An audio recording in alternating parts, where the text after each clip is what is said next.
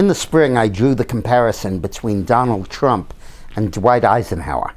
And I think the more I see of the Trump administration, the more I see of his cabinet, the more it looks like Eisenhower's cabinet. Eisenhower, who was the only figure really other than Ronald Reagan in the post-war era, who had an extensive and successful career outside of politics before he became president, appointed a cabinet of very successful people. The CEO of General Motors was a good example. And they were essentially a bunch of people who really had succeeded in life and knew how to manage enterprises and knew how to stimulate economic growth. And the 50s were legendary for their ability to elevate the American standard of living. I see in Trump's cabinet a very similar group of people. You start with the appointment for Secretary of Energy, Rick Perry. He is obviously going to let the oil companies and the gas companies and the other energy producers have their head, and is going to make America not only energy independent, we'll leave that one behind early in the term, but become an energy superpower, very similar to Saudi Arabia, where the United States will control the world's energy supply and the world's energy price, just as it did in the Eisenhower era, way before OPEC. And that's probably because Perry will just simply take the controls off and let those guys run with it. And I think you're going to see a tremendous increase in American power and American energy, that I think will fuel enormous economic growth in the United States. The second appointment that I think is incredibly pro-growth is the EPA appointment of Scott Pruitt, the Attorney General of Oklahoma. He has long opposed this crazy regulation power grab of the Obama administration, which is single-handedly holding back American manufacturing companies because they don't know where their electricity is coming from. They don't know if they can automate because they don't know what the price of power is going to be, with the power companies having to shift off of coal.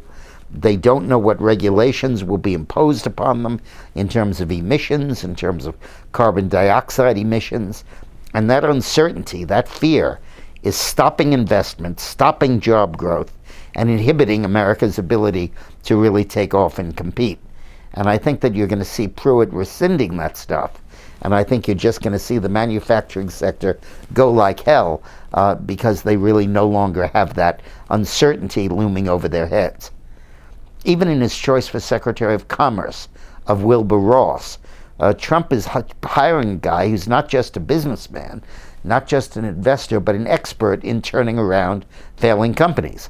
And I think that expertise will be very much on display as the Secretary of Commerce works with the private sector. The most interesting of these pro-growth choices, I think, is Price for HHS, a strong opponent of Obamacare. He's going to roll that thing back and will liberate the health marketplace to innovate and to grow. Health is not just a vital thing for all of us, it's a seventh of our national economy. And by subjecting it to the uncertainty of price controls and regulation and mandates on insurance companies, ultimately, and constantly changing the regulations, Obama froze innovation and investment in that sector. Who's going to build a new wing on their hospital for colonoscopies when we have no idea what the reimbursement rate's going to be, or whether they'll be permitted, or what the deal will be?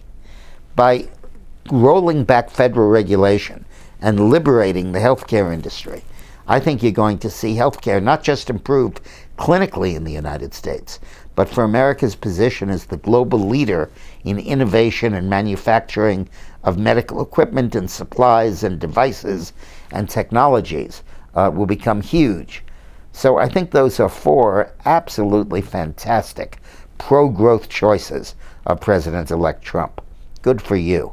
Every doubt and every uncertainty that I and others have had about Trump is rapidly being blown away by his selections for the cabinet. Thanks for watching.